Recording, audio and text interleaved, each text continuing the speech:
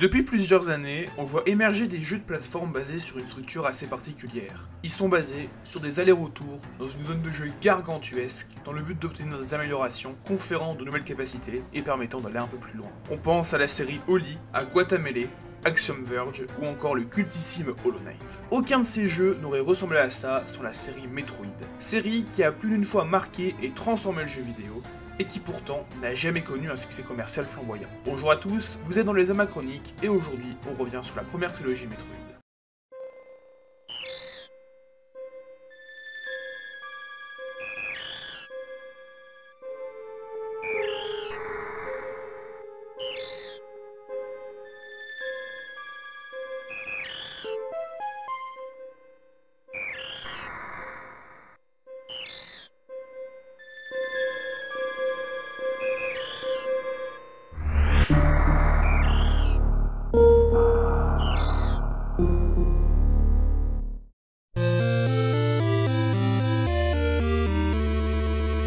Nous sommes au milieu des années 80, dans une période très particulière, surtout pour la société japonaise Nintendo, qui roule depuis pas mal de temps sur le marché du jeu vidéo. La firme a enchaîné les succès et vient de sortir celui qui révolutionnera toute l'industrie, Super Mario Bros, qui, non content de faire vendre des NES et des Famicom par palette, propulsera le plombier moustachu au sommet d'un monde pixelisé, certes encore assez balbutiant, mais déjà assez vaste. Commence donc à se poser la question de la suite. Car si Mario n'était pas déjà à son coup d'essai et restera au premier plan, il va aussi falloir assurer ses arrières et prévoir d'autres licences phares en cas d'échec, et surtout continuer à dominer le marché en offrant pépite sur pépite à la NES. Et si la Nintendo R&D 4, qui deviendra par la suite Nintendo EAD, continuera sur sa lancée avec les premières aventures d'un petit elfe vert un an après Super Mario, on va aujourd'hui se tourner vers une autre équipe interne de Nintendo. Début 1986 sort au Japon la Famicom Disk System, extension de la Famicom, version japonaise de la NES, capable de lire, comme son nom l'indique, des disquettes. Cependant, le support est très loin de convaincre tous les éditeurs qui sont peu à développer dessus,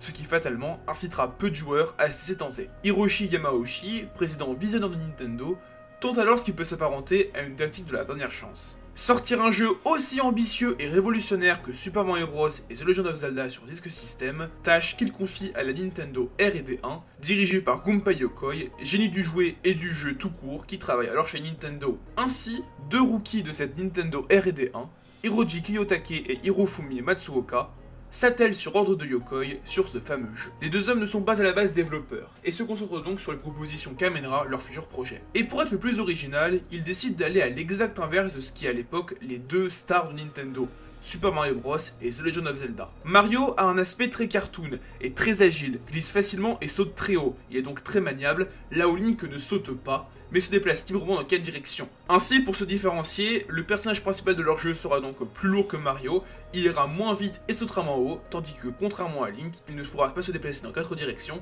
vu que la caméra abordera un aspect vu de côté. Mario saute ses ennemis et ou les évite, tandis que Link combat majoritairement à l'épée. Le nouveau personnage utilisera des armes de tir et donc à longue distance. Pour ce qui est du monde, il est choisi de faire un mix entre Super Mario Bros et The Legend of Zelda. Garder l'aspect vue de côté et plateforme de Super Mario Bros en y ajoutant la composante de monde ouvert de The Legend of Zelda. Et nos deux comparses tiennent leur concept. Un monde ouvert où un androïde doit détruire une armada d'extraterrestres ayant envahi un métro intersidéral. Une fois cette ébauche réalisée, notre duo envoie tout à la firme Intelligent System qui se chargera de programmer un prototype. Et il s'agit bien du même Intelligent System que celui qui codera plus de 10 ans après le premier Paper Mario. Et oui, le monde de la firme du plombier est décidément très petit. De ce prototype naîtra le nom du jeu. À l'origine nommé Space Hunter, on naviguera lentement vers Metroid, fusion des termes métro, lieu où se passait à la base le jeu, et Android, protagoniste du jeu tout simplement. Et viendra donc le moment où il faut lui donner un nom à ce protagoniste. Et comment dire qu'Hiroji Kiyotake est quelqu'un de très original. Bon, est-ce que vous connaissez le footballeur Pelé ?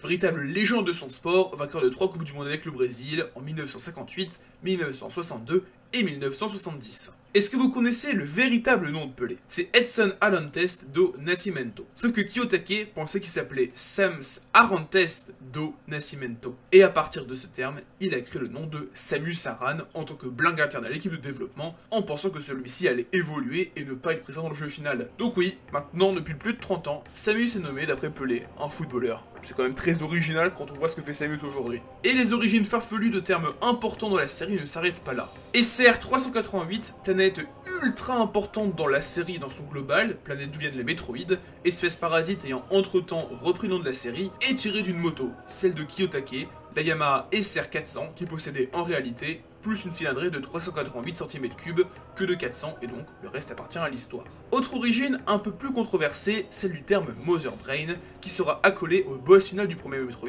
et de Super Metroid. D'après nos deux comparses, ce terme serait celui utilisé en interne pour désigner Hiroshi Yamauchi, boss de Nintendo. Cependant, cette idée sera après largement démentie par d'autres employés d'époque de Nintendo qui diront ne jamais avoir entendu parler de ça. Donc, Mother Brain est parmi ces trois termes, enfin même quatre abordés ici, qui a l'origine plus nébuleuse que les autres, vu qu'au final, ça a été quand même pas mal démenti.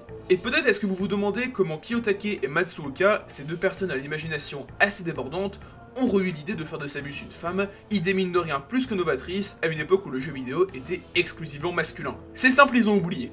Ah mais de vrais génies, je vous dis. De jour en jour, Metroid prendra de plus en plus d'ampleur, et si l'équipe au début est uniquement composée de Kiyotake, Matsuoka et d'Intelligent System, elle va petit à petit grandir, notamment avec l'arrivée de Yoshio Sakamoto, uniquement 3 mois avant la sortie du jeu. Sakamoto est, contrairement à Kiyotake et Matsuoka, déjà un grand nom de chez Nintendo, qui a bossé et réalisé Wrecking Crew et qui a travaillé sur Donkey Kong. Et encore aujourd'hui, il est souvent considéré comme le véritable papa de Metroid, ayant pris les rênes de la série avec Super Metroid. Avec l'arrivée de Sakamoto, suivie de celle de Satoru Okada, Hirokazu Tanaka et Makoto Kano, le développement de Metroid est sur de très bons rails et le jeu progresse. Très bien même. Kiyotake et Matsuoka s'occupent du Kara Design avec Sakamoto, bien que seul Kiyotake sera crédité comme Kara Designer. Cependant, l'équipe a très vite fait face à un problème. Les limitations techniques de la NES. Le support du Famicom Disk System ne sera pas réellement une solution, car utilisé exclusivement pour paramétrer le système de sauvegarde, remplacé par un système de mot de passe en Occident, vu de l'absence du Disk System dans nos contrées. On notera aussi la présence de certains codes influençant directement le jeu dans son gameplay, tel que le code Justin Bailey permettant de jouer Samus sans son armure, ce qui est d'habitude un sprite réservé à la fin du jeu. Chaque choix de level design de Metroid se fera ainsi dans le but d'économiser de la place dans la cartouche. Lorsque Samus saute, elle se met en boule et fait un salto pour ne pas avoir à créer d'animation de se compliquer. La séparation du jeu en zones reliées entre elles par des portes sont là pour ne pas surcharger la mémoire vive de la console sur le coup. La boule morphing est une astuce permettant de ne pas avoir à créer un de sprite pour Samus accroupie et rampante. Le laser de glace qui permet de geler un ennemi et de s'en servir comme plateforme est là aussi une astuce assez inventive. Pas besoin de créer un sprite pour une nouvelle plateforme, juste changer la couleur de l'ennemi vers le blanc et le bleu pour indiquer qu'il est gelé et qu'on peut lui marcher dessus sans souci. Tant d'astuces qui deviendront au final des codes de la série que chacun des jeux suivants, ou presque, respecteront à la lettre. Mais au final, Metroid finira quand même par manquer de place, comme en témoignent les arrière-plans tout simplement inexistants, ce qui contraste énormément avec d'autres jeux de la machine, ou le nombre de musiques qui est quand même vachement faible, même pour un jeu NES. La recherche d'une identité propre au jeu sera le mot d'ordre du développement. Ainsi, on imagine une ambiance plus sombre que les autres productions Nintendo de l'époque, avec la saga cinématographique Alien de Ridley Scott en source d'inspiration principale, qui sera même honorée dans le jeu en tant que référence, vu que l'un des antagonistes majeurs de Metroid, Ridley, est une référence directe à Ridley Scott, réalisateur de Alien. Mais c'est surtout dans son level design et son utilisation des power-ups que Metroid va innover. Le jeu Metroid se présente donc comme un jeu d'aventure non linéaire où le joueur est lâché dans un immense labyrinthe avec bon nombre de couloirs infranchissables du moment qu'il n'a pas obtenu un power-up en particulier. On reprend ainsi une idée de The Legend of Zelda qui rend l'exploration bien plus facile une fois certains objets de certains donjons obtenus, objets parfois nécessaires pour explorer des recoins reculés, tels que par exemple l'échelle ou le radeau. Metroid amène cette idée au next level. Chaque objet est conçu pour améliorer Samus de façon permanente et en faciliter l'exploration, tout en débloquant de nouvelles zones grâce aux nouvelles compétences. Ainsi, contrairement à The Legend of Zelda où chaque objet devait être équipé avant d'être utilisé, certains objets de Metroid seront appliqués de façon définitive à Samus, sans avoir besoin de les équiper probablement dans le menu, comme par exemple la boule morphing. Tirer des missiles, de la glace, poser des bombes, se rouler en boule, Samus trouve déjà, dès le premier jeu, ses compétences les plus fondatrices et marquantes. Côté histoire, on retrouve ici les bases de la licence. En l'an 2000 du calendrier galactique, différents gouvernements s'unissent pour former la Fédération Galactique. Cependant, des zones de non-droit subsistent, zones dans lesquelles vont naître le groupe des pirates de l'espace. Quelques années plus tard, en l'an 2000 X5 du calendrier galactique, un navire de recherche revenant de la planète SR388 est attaqué par les pirates de l'espace qui en ont après leur cargaison une forme de vie inconnue nommée Metroid, qu'on estime responsable de l'extraction de la vie sur SR388. Une fois les Metroid récupérés, les pirates se rapatrient sur la planète forteresse Zebes, dans le but de maîtriser leur reproduction et de pouvoir créer une armée de Metroid invincible et de dominer l'univers. Après le massacre de plusieurs escouades envoyées sur les lieux, la fédération charge Samus, chasseuse de primes, de se rendre sur les lieux afin d'enquêter et de tuer les 3 dirigeants des pirates de l'espace, Kraid, Ridley et leur leader, Mother Brain.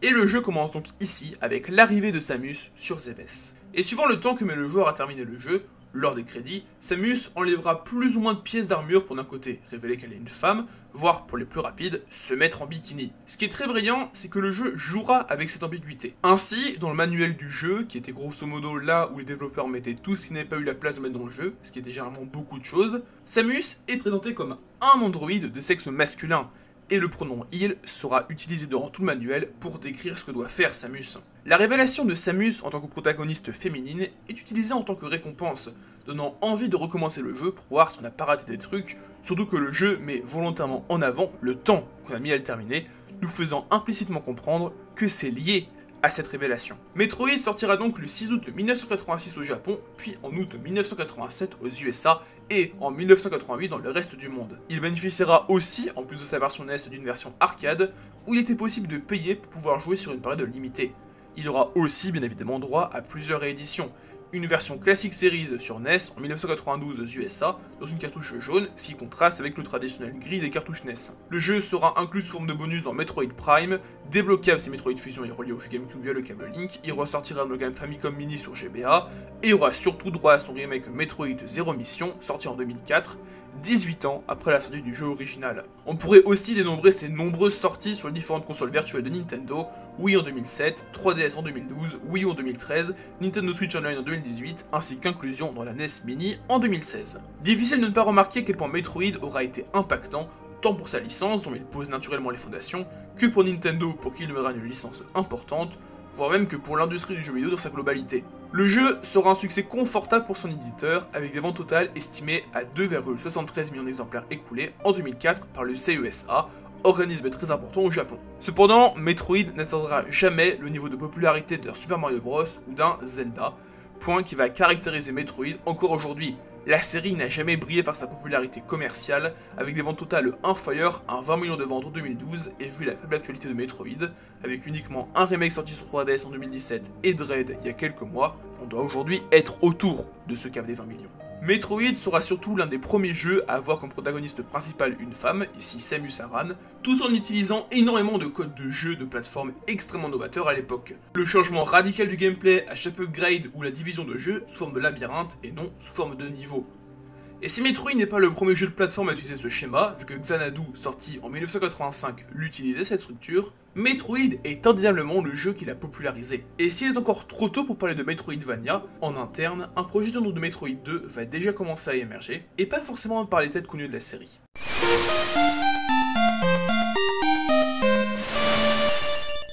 Une suite. Faire une suite. Une demande qui n'est pas forcément facile à traiter. Metroid 2 est un défi à relever. Et encore une fois, l'équipe de développement se basera sur ce qui a été fait sur les autres licences majeures de l'époque, avec surtout Super Mario Bros et The Legend of Zelda. À savoir garder la même ligne directrice afin d'ancrer la licence, tout en changeant suffisamment de choses pour éviter une répétition et donc le syndrome de l'épisode 1.5. Or, à cette époque, les deux leaders de la NES ont déjà eu droit à une suite. Super Mario Bros 2, ou chez nous Super Mario Bros The Lost Levels, est sorti en février 1986 au Japon, et Zelda 2 est sorti le 14 janvier 1987 au Japon. Et je ne traiterai pas de Super Mario Bros 2 occidental, car l'équipe de développement de Metroid reste à ce stade de 100% japonaise, et donc il n'aurait eu aucun intérêt à piocher dans Doki Doki Panic, dont le Super Mario Bros 2 occidental est un simple reskin. Et pour comprendre une grande partie des choix faits pour Metroid 2, il est l'heure de faire un petit aparté dans le monde magnifique des suites de jeux vidéo. Super Mario Bros 2 et Zelda 2 sont développés par la même équipe, à savoir la R&D 4 de Nintendo, qui avait aussi créé les deux opus originaux. Et ces deux jeux suivront une trajectoire similaire. Garder ce qui fait l'essence du jeu original, le gameplay et l'univers à son service pour Mario, et l'univers et un gameplay à mi-cheval entre le jeu d'action et le RPG dans Zelda 2. Prenons le cas de Mario en premier. Super Mario Bros 2, ou Super Mario Bros The Lost Levels, ou bordel ce jeu est beaucoup trop dur, était conçu en tant que jeu s'adressant surtout aux joueurs ayant fini le premier opus. Ainsi, Super Mario Bros 2 était volontairement bien plus dur que le premier, tout en introduisant plusieurs autres mécaniques comme les trampolines ou les champis poisons. À part de ça, le jeu est globalement le même et intègre surtout son 2 en tant que continuité d'un point de vue gameplay, vu que la courbe de difficulté reprend là où le premier opus était arrêté. Zelda 2 lui change énormément de choses par rapport à son grand frère et conserve surtout son univers et au sens le plus large le gameplay dans l'action. On retrouve donc ces fameuses phases en 2D qui permettent de joliment utiliser les limitations techniques de la NES pour proposer plus de variété au gameplay. Au lieu d'avoir une caméra en vue de dessus qui n'offre aucune profondeur verticale propre, on passe sur la majorité du jeu sur une vue de côté qui permet de bien plus diversifier les affrontements et situations. Ainsi, c'est l'un des deux seuls jeux Zelda où Link peut sauter directement via une touche sans objet à équiper, ou la plume de roc et ses dérivés. Il faudra ensuite attendre 30 ans après Adventure of Link pour revoir ça dans The Legend of Zelda Breath of the Wild.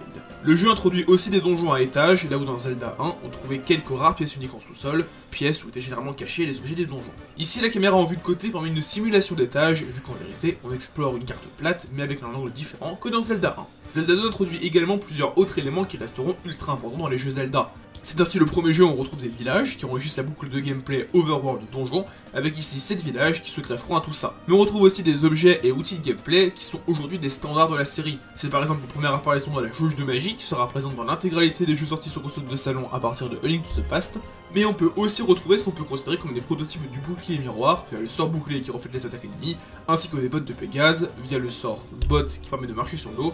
Ces deux objets apparaîtront dans la forme définitive à partir de A Link to the Past également. On retrouve aussi le marteau qui apparaît pour la première fois dans ce Adventure of Link et qui réapparaîtra sous d'autres noms dans A Link to the Past, Ocarina of Time, Force Sword Adventure, The Wind Waker ou encore Phantom Hourglass. Bref, malgré son statut aujourd'hui d'épisode un peu étrange et mal aimé, Zelda 2 a bel et bien inscrit son nom dans la légende et contribué au très gros développement de sa licence. Donc grosso modo, Super Mario Bros s'est diversifié à ses situations et challenges proposés, thèmes centraux des platformers 2D. Zelda s'est diversifié via son monde et son gameplay, thèmes là aussi centraux des jeux d'aventure. Et comme lors de la création du premier opus, Metroid va s'inspirer d'un peu partout et ajouter beaucoup pour créer son deuxième opus, à lui et à personne d'autre. Metroid 2, sous-titré Return of Samus, est donc sorti en novembre 1991, soit plus de 5 ans après le premier opus, tout d'abord sur Game Boy, puis début 92 au Japon et en mai de la même année en Europe. Le jeu est toujours développé par la Nintendo R&D 1, sauf que Metroid 2 a une petite particularité. L'équipe interne à la R&D 1 qui travaillait sur Metroid 1, Sakamoto, Okada, Matsuoka, n'a pas planché sur le deuxième opus vu qu'ils étaient occupés sur d'autres projets. D'un côté, il y a de quoi être inquiet. Comment une nouvelle équipe peut-elle œuvrer afin d'ancrer Metroid et ses principaux codes, mais surtout le comprendre? Mais d'un autre côté, la solution la plus radicale pour offrir à la licence ce fameux renouveau de l'épisode 2 était probablement de mettre de nouvelles personnes sur le projet, qui ne seront donc pas tentées par l'idée de se baser sur Metroid 1. Et cette non-présence de l'équipe vient du fait qu'à la base, Metroid 2 ne devait pas exister, car Nintendo ne voulait pas de suite à Metroid, voulant se focaliser sur Mario et Zelda, ces deux licences ultra porteuses. Ainsi, l'équipe originale se divisera sur plusieurs projets, et Metroid semblait se perdre comme une vieille aventure qui commençait maintenant à un peu dater. Mais la sortie de la Game Boy, et oui je dis la Game Boy, dans le courant de l'année 1989 va changer la donne. Nintendo adoptera alors une politique visant à renouveler les licences NES moins porteuses sur cette brique toute grise. C'est ainsi qu'on retrouvera pléthore de portages de jeunesse, comme Dr Mario, DuckTales, Golf, même Donkey Kong. On retrouvera aussi des jeux originaux comme la série Mario Land ou la naissance de Kirby, dont on parlera un jour, mais aussi des suites, avec principalement 2 suites de jeunesse ayant moins marché que Mario et Zelda, Kid Icarus of Myth and Monsters et Metroid 2, dont le développement a débuté début 1991, alors qu'une aventure de Samus sur console 16 bits était déjà envisagée, car même si Sakamoto était occupé sur X, un autre jeu Game Boy, il commençait déjà à plancher sur des prototypes de Super Metroid, qui seront prêts avant même la naissance en interne de Metroid 2. C'est donc dans une ambiance très particulière que va naître Metroid 2, qui essayera tant bien que mal de se positionner comme suite de Metroid 1, alors que l'équipe de développement savait très bien qu'un opus bien plus ambitieux était en préparation. Le jeu reprend globalement la structure du premier opus, à savoir récupérer des upgrades pour progresser. Cependant, on retrouve ici une spécificité. Là où Metroid 1 bloquait un chemin à cause d'une faculté encore non possédée par le joueur, comme le rayon de glace, ici, Metroid 2 nous impose de tuer l'intégralité des Metroid d'une zone pour continuer. Ainsi, on n'est pas face à un seul gros labyrinthe, mais à une dizaine de petits, ce qui varie les situations, et on coche la case Super Mario Bros 2 de diversification du gameplay, vu que là, justement, on change tout le level design majeur de la licence. Metroid 2 introduit également des facultés iconiques de Samus, avec ici en tête la boule araignée, qui apparaît ici dans sa forme la plus aboutie en pouvant grimper à n'importe quelle plateforme, et se positionne aussi en tant que suite scénaristique. On peut donc aussi cocher le cas de Zelda 2 qui diversifie les actions, les possibilités, mais aussi se positionne en tant que suite scénaristique. Contrairement au premier opus qui ancrait son point d'intérêt autour de l'exploration, ici, le level design se tourne et tourne autour des Metroid.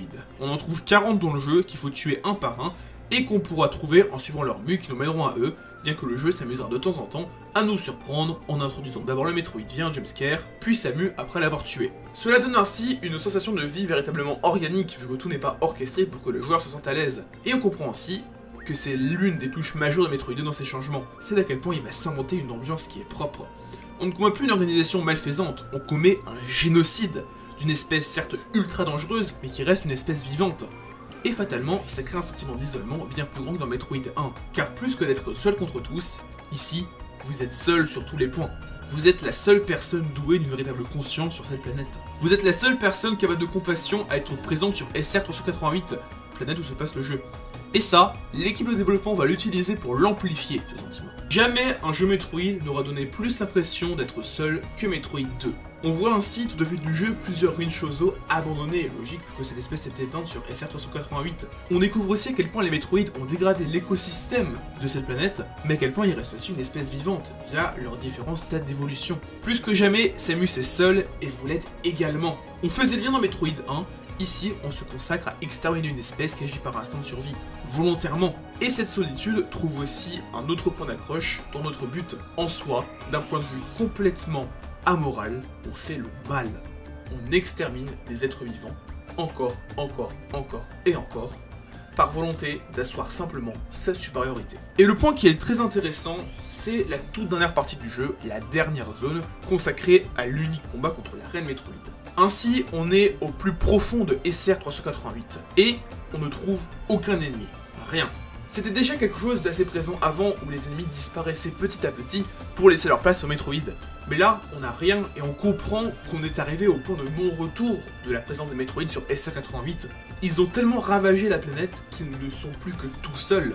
Et en soi, c'est un peu ce que Samus a fait aussi. Car s'il nous vient l'envie de remonter dans la zone précédente, on ne croisera quasiment personne, à part quelques ennemis qui nous sont désormais insignifiants, vu qu'on est bien plus puissant qu'eux. Samus a accompli le travail des Metroid, et au final, il n'y a plus personne sur SR488, à part cette reine, qui est le dernier obstacle avant la réussite de votre mission. Alors, loin de moi l'idée de faire un parallèle entre Samus et le Metroid, ce qui sera un domaine qui sera exploré bien plus tard par la série, mais on remarque déjà à quel point les développeurs jouaient volontairement sur une espèce d'ambiguïté de ce que fait Samus.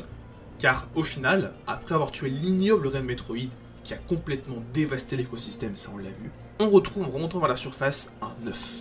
Un œuf qui éclot et qui laisse sortir un bébé Metroid. Bébé Metroid qui va se prendre d'affection pour Samus et qui va lui tourner autour. A ce moment-là, parce que cette scène est une cinématique, on retrouve le contrôle de notre personnage. Et tout bon joueur sensé aurait immédiatement envie de tirer sur ce Metroid. Après tout, il ressemble aux ennemis qu'on a affrontés inlassablement tout au long du jeu. Mais il ne se passe rien. On ne peut pas interagir avec ce bébé Metroid qui agit comme une aide, car il nous aide à remonter à la surface de SR388 pour y retrouver notre vaisseau, en libérant le chemin de ces espèces de cristaux un peu étranges. On nous fait comprendre que malgré tout ce qu'on vient d'accomplir, il y a du bon partout, et que les Metroid restent quelque chose de vivant qui a aussi leur sensibilité. Donc là, elle disparaît quand même assez vite. Au final, Samus repart de SR388 avec le bébé Metroid, et ainsi pour la première fois, un personnage de jeu vidéo a volontairement désobéi à sa mission que le joueur essaie d'accomplir. Et le plus bel exemple, c'est les crédits de fin, car Metroid 2 est le seul Metroid 2D qui ne se termine pas par Mission Complete, mais par The End. La mission n'est pas accomplie, vu que le bébé Metroid est en vie. Mais cependant, Samus a décidé d'arrêter là. Cette scène, celle de l'éclosion du bébé Metroid, est la scène qui a sauvé la licence. Sakamoto, en découvrant cette scène, va être époustouflé. Et ça lui donnera des idées. Beaucoup d'idées. Énormément d'idées qu'il va synthétiser et exprimer dans le 3e jeu Metroid.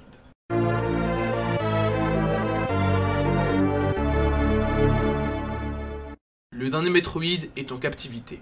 La galaxie est en paix. Voilà comment débute Super Metroid, troisième opus de la désormais série, sorti sur Super Nintendo. Comme pour Metroid 2, qui s'inscrivait dans une volonté de déporter les licences NES de second plan sur Game Boy, Super Metroid s'inscrit lui aussi dans une tendance de son époque, reprendre le squelette des jeunesses et les amplifier, les développer, les améliorer. Super Metroid s'inscrit donc clairement comme un aboutissement de Metroid 1. Là où le premier opus proposait déjà plusieurs upgrades qui resteront comme ultra importants dans la série, Super Metroid propose lui son lot d'upgrades inédits qui resteront comme des points nécessaires dans la série par la suite. Ainsi, les super missiles, les bombes de puissance, la combinaison de gravité, le booster de vitesse ou encore le grappin viennent s'ajouter aux autres missiles, morph ball ou combinaisons Varia. De même, là où Metroid 1 ne proposait que 3 zones majeures de Planet Zebes, Brinstar, Norfair et Tyrene, Super Metroid y ajoute Crateria, la surface, le vaisseau abandonné, une épave que vous devrez explorer, et Maridia, zone maritime de Zebes, où vous explorerez un laboratoire des pirates de l'espace. Cependant, Super Metroid n'est pas un remake de Metroid 1, remake qui arrivera lui en 2004 sur Game Boy Advance. Le jeu s'inscrit bel et bien comme une continuité scénaristique à Metroid 1 et 2, bien que le lien soit surtout présent en début de jeu. Ainsi, grâce à la cinématique d'intro et à l'écran titre qui nous présente le bébé Metroid en captivité, les joueurs qui ont fait les deux premiers devineront que Super Metroid se déroule quelque temps après Metroid 2, qui lui-même se déroulait un certain temps après Metroid 1. Comme ce que j'ai dit plus tôt, c'est majoritairement la scène de fin de Metroid 2 qui a grosso modo fait de Super Metroid, Super Metroid. Là où avant Super devait simplement être une refonte de Metroid 1, l'inclusion de cette fameuse scène et de cette remontée de SR 388 donne envie à Sakamoto de se positionner au milieu des deux visions, ces deux visions de son troisième opus, ce qu'il a fait quand même pas mal de fois avant. D'un côté, le jeu embrassera son aspect refonte de Metroid 1. On retourne donc sur Zebes pour grosso modo faire à peu près la même chose que dans Metroid 1, détruire Mother Brain, bonjour, au revoir.